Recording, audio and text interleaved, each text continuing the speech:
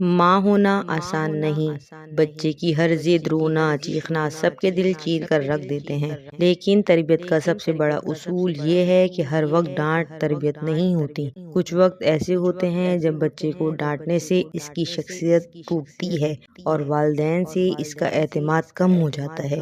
یہ 5 موقع وہ ہیں جہاں ایک لمحے کی ڈانٹ بچے کی شخصیت پر مہینوں کا بوجھ ڈال دیتی ہے۔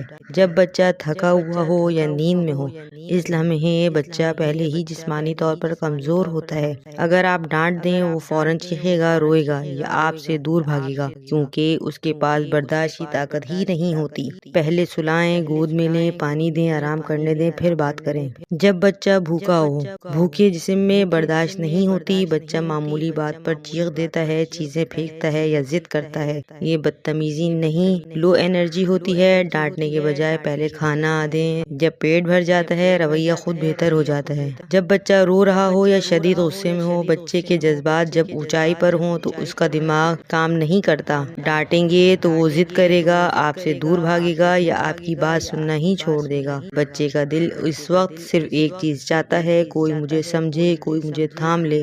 پہلے جذبات تھمنے دیں، پھر نرمی سے بات کریں۔ جب دوسروں کے سامنے ڈانٹا جائے، یہ بچے کے لیے سب سے تکلیف دہ لمحہ ہوتا ہے۔ سب کے سامنے شرمندگی خود اعتمادی کو ٹکڑے ٹکڑے کر دیتی ہے۔ بچہ خود کو برا، کمزور اور بے وقت سمجھنے لگتا ہے۔ ہمیشہ تربیت اکیلے میں کریں تاکہ عزت بھی سلامت رہے اور سمجھ بھی آئے۔ جب آپ خود غصے میں ہوں، غصے میں دی گئی سزا ہمیشہ ضرورت سے زیادہ سخت ہوتی ہے۔ اس سے بچہ سیکھتا کچھ نہیں، بس آپ سے ڈرنے لگتا ہے، اور جہاں ڈر ہو وہاں رشتہ کمزور ہو جاتا ہے۔ پہلے خود کو پرسکون کریں، پانی پئیں، چند لمحے رکیں، پھر بات کریں۔ یاد رکھیں، جن لمحوں میں بچہ جذباتی کمزور ہو، وہ لمحے تربیت کے نہیں، محبت، سمجھ اور حفاظت کے ہوتے ہیں۔ جب ماں پہلے بچے کے احساسات کو تھامتی ہے تو بچہ بعد میں خود چل کر سمجھنے کے لیے آتا ہے۔ یہ صحیح تربیت ہے۔